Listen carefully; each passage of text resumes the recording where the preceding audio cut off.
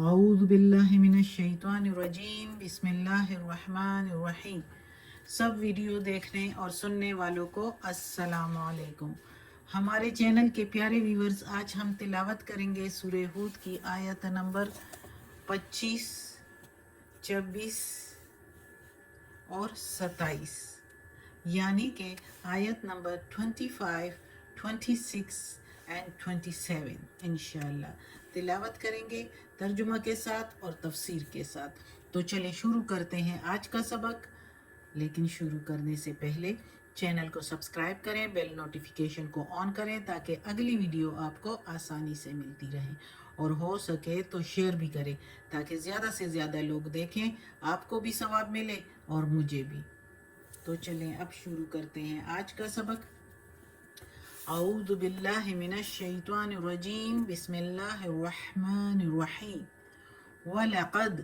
اور البتہ تحقیق، ارسلنا بھیجا ہم نے، ارسل بھیجنا، نا کے میننگ ہم نے، نوحن نوح علیہ السلام کو، الی قومہ طرف اس کے قوم کی، قوم کے میننگ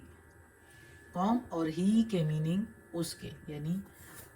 نوح علیہ السلام کو بھیجا طرف اس کے قوم کی۔ انی لکم میں ہوں تمہارے لیے، نذیر مبین ڈرانے والا، ڈر سنانے والا کھلا، یعنی دوزخ کے عذاب سے ڈرانے والا اگر برائیاں کرو گے تو۔ اب اس آیت میں اللہ تعالیٰ کہتا ہے، یہ اگلی رکو شروع ہو گئی، قصہ جو ہے نوح علیہ السلام کا شروع ہو گیا، جو کہ ہم نے سورہ اعراف میں بھی پڑھا ہے، اور اس میں اب اللہ تعالیٰ کچھ اس طرح کی باتیں اور کچھ اس کے ساتھ مزید زیادہ جو ہے شامل کر لیے، تو ادھر قصہ ہے۔ تو اس میں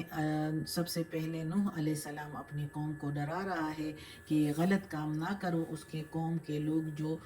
بت پرستی کرتے تھے اور بتوں کو پوجتے تھے، جیسے یعوق، یغوث، نصر، ود، ان کو یہ پوجا کرتے تھے، تو نوح علیہ السلام ان کو منع کرتے تھے کہ یہ نہ کرو، یہ بت پرستی، یہ گناہ ہے، یہ شرک ہے، اللہ نہیں بخشتا اس کو۔ تو وہ لوگ اس کا مذاق اڑاتے تھے اور نہیں مانتے تھے، تو نوح علیہ السلام ان کو بتاتے تھے کہ میں آپ لوگوں کو ڈر سنانے والا ہوں، کہ یعنی اللہ کی طرف سے پیغمبر ہوں، اور دوزخ کا ڈر سنانے والا ہوں، کہ اگر تم اسی طرح بت پرستی کرو گے اور ان تصاویر کو، جو انہوں نے تصاویر بھی بنائی تھی، اس کو بھی پوجا کرتے تھے، تو اگر اس کو پوجا کرو گے تو پھر یہ شرک ہے اور تم دوزخ میں جاؤ گے، اور دوزخ بہت بری جگہ ہے۔ تو اس لیے کہتا ہے ڈر سنانے والا ہوں۔ کسی جگہ پر خوشخبری بھی ہے جو نیک لوگوں کے لیے ہوتی ہے، تو وہ جنت کی خوشخبری دینے والا۔ تو پیغمبر جو ہے وہ آخرت کے بارے میں بتانے والا ہوتا ہے، کہ دنیا میں تو وقت جیسے بھی ہوتا ہے گزر ہی جاتا ہے، آخرت کا وقت جو ہے وہ ہمیشگی کا وقت ہے، اور اس میں جس کے لیے برا ہو جائے تو وہ بہت ہی برا ہوتا ہے، اور جس کے لیے اچھا ہوتا ہے وہ بہت ہی اچھا ہوتا ہے۔ تو اس لیے اس دنیا کو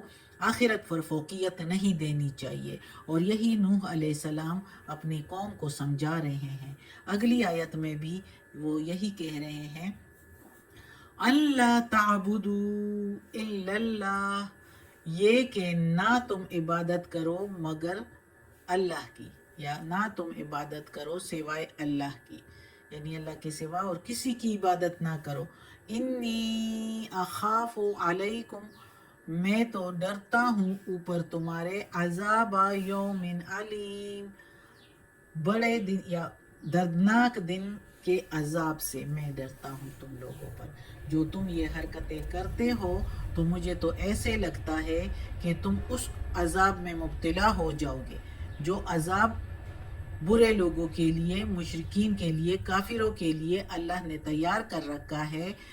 اور حساب کتاب کے دن بھی ان کے ساتھ جو برا ہوگا، جو سزائیں دی جائے گی۔ تو پیغمبر نوح علیہ السلام اپنی قوم کو کہہ رہا ہے کہ اللہ کے سوا اور کسی کی عبادت نہ کرو، ورنہ تم کو ان عذاب سے دوچار ہونا پڑے گا جس کا مجھے اللہ نے پیغام دیا ہے، کہ ان کو بتاؤ یہ سزائیں ملے گی، یعنی سب سے پہلے حساب کتاب کا دن کتنا سخت ہوگا، سخت گرمی ہوگی اور اتنے پسینے کہ اپنے پسینوں میں ہی لوگ ڈوب جائیں گے، اور سارے کہیں گے کہ اب فیصلہ ہی ہو جائے، چاہے دوزخ میں جائیں لیکن فیصلہ ہو جائے، استغفر اللہ، جو برے لوگ ہوں گے۔ لیکن دوزخ کا عذاب بھی پھر کچھ کم نہیں ہوگا۔ دوزخ کا ایندھن جو ہے وہ پتھر اور لوہے، اور پھر اس میں انسان اور جن ہوں گے جو دوزخ کا ایندھن بنیں گے۔ تو ادھر لکڑی کی آگ جب ہم لگاتے ہیں تو وہ کتنی سخت اور جلنے والی ہوتی ہے، تو سوچو وہ آگ کتنی سخت ہوگی۔ اللہ بچائے ہم سب کو، اللہ اپنے سیدھے راستے پر چلائے کہ ہم اس آگ سے بچے رہیں۔ تو اس دردناک دن کے عذاب سے نوح علیہ السلام اپنی قوم کو کہتا ہے کہ میں تم لوگوں پر ڈرتا ہوں، اور ایسی حرکتیں نہ کرو، اللہ کے ساتھ کسی کو شریک نہ ٹھہراؤ، اللہ ایک اکیلا واحد عبادت کے لائق ہے، کسی اور کے آگے سجدے مت کرو۔ تو وہ روکتا ہے اپنی قوم کو۔ اب اس کا نوح علیہ السلام کا قوم کیا جواب دیتا ہے اگلی آیت میں، یہ ہم پڑھتے ہیں۔ فَقَالَ الْمَلَأُ الَّذِينَ، پھر کہا سرداروں نے جو کفروا کافر تھے۔ فقال پھر کہا، ملأ سردار، الذین جو کفروا کافر تھے، من قومہ اس کی قوم میں سے، من کے میننگ سے، قوم کے میننگ قوم، ہی کے میننگ اس کی، یعنی نوح علیہ السلام کی قوم میں سے، کیونکہ اس وقت کے پیغمبر نوح علیہ السلام تھے، تو جو لوگ ادھر اس کے ارد گرد تھے، معاشرے میں تھے، وہ اسی کی قوم کہلاتے تھے۔ ما نرا کا، نہیں دیکھتے ہم تجھ کو، یعنی یہ قوم کہہ رہا ہے، الا بشرم مثلنا،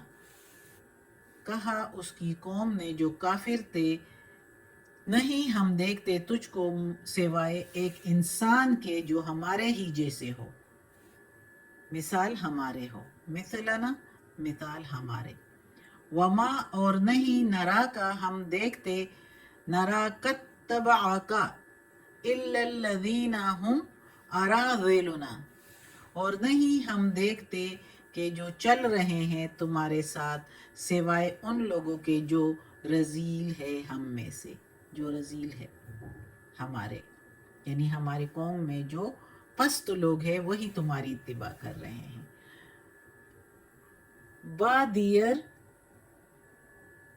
بادیر رأی،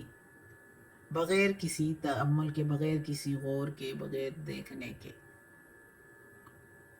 وما نرا لکم اور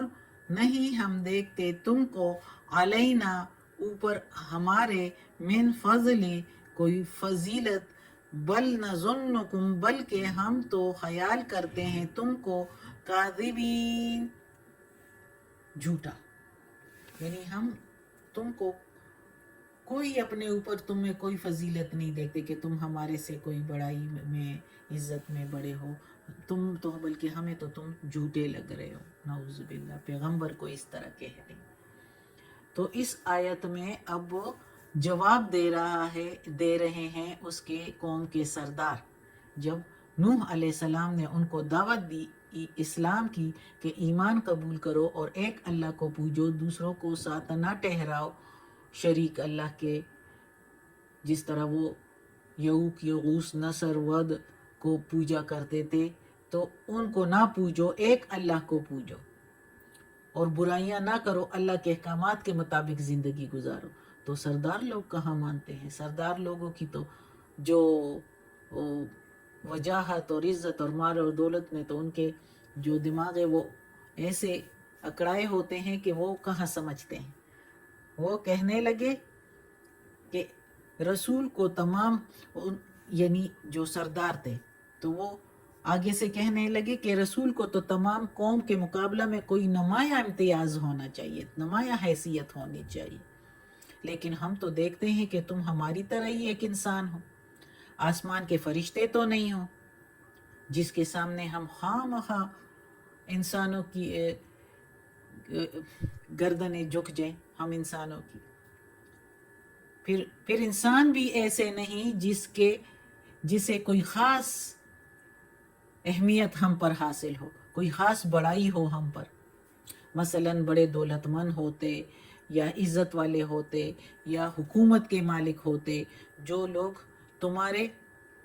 پیروکار ہیں یعنی تمہارے ماننے والے ہیں، وہ بھی سب کے سب مفلس،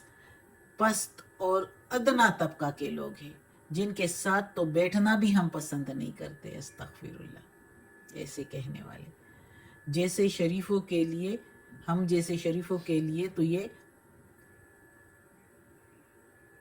بدنامی ہے ان کے ساتھ بیٹھنا، یہ کہنے لگے۔ تو کیا ساری، آگے سے کہنے لگے کہ کیا ساری خدائی میں سے تم ہی ملے تھے اللہ کو،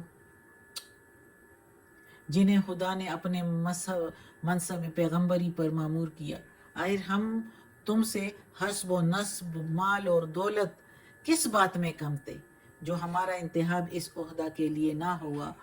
کم از کم آپ کا اتباع کرنے والے ہی کوئی معزز اور بڑے آدمی ہوتے تو پھر بھی ہم مان لیتے۔ بھلا ان موچیوں اور حجاموں کا تابع ہو جانا آپ کے لیے کیا کمال ہے، کیا فضل ہے، اور کس طرح صداقت کی دلیل بن سکتی ہے؟ ایسے ستی لوگوں کا جن کی پستی اور رذالت بالکل واضح طور پر ہے، بے سوچے سمجھے اور بغیر کسی غور کے ظاہری اور سرسری طور پر وہ ایمان لے آئے ہیں آپ پر، تو یہ آپ کا کون سا کمال ہے؟ بلکہ ہمارا خیال تو ہے کہ تم جھوٹے ہو، تم سارے جھوٹے ہو۔ یہ اس کی قوم کا جواب تھا۔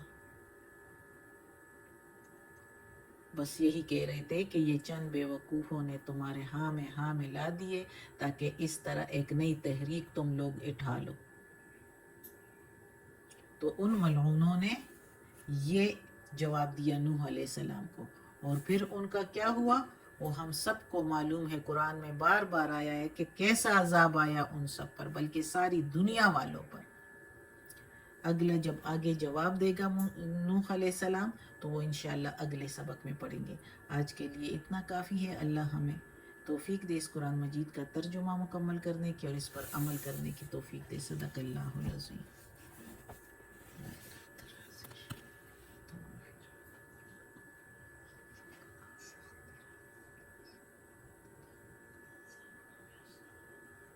یا پروردگار، یا رب العالمین، یا مالک یوم الدین،